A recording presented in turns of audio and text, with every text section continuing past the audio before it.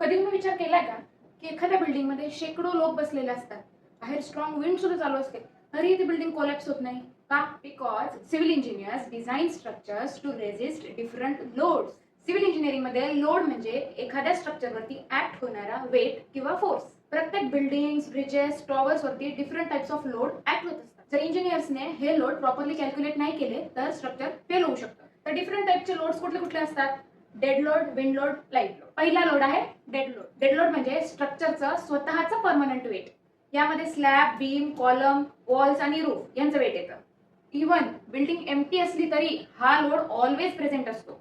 दुसरा लोड आहे live load. यामध्ये पीपल, फर्निचर, व्हेकल्स आणि मुव्हिंग ऑब्जेक्ट्स येतात. बिल्डिंगच्या युजेसनुसार लाईव्ह लोड हा कंटिन्युअसली चेंज होत असतो. फॉर एक्झाम्पल, क्लासमध्ये आधी जर 30 स्टुडंट बसले होते आणि नंतर 60 स्टुडंट झाले तर इथे लाईव्ह लोड हा इन्क्रीज झाला. तिसरा आणि इम्पॉर्टंट लोड आहे विंड लोड. विंड लोड म्हणजे विंडमुळे स्ट्रक्चरला लागणारा हॉरिझॉन्टल प्रेशर.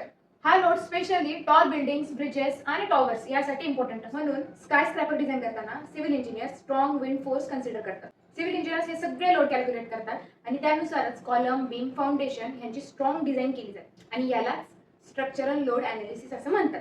एक्झामसाठी एक खास टिप लक्षात. Dead load permanent, live load temporary, wind load environment. Video आवडला असेल तर लाईक आणि शेअर करा आणि अशाच प्रकारच्या सिव्हिल इंजिनिअरिंग कन्सेप्टसाठी फॉलो करा.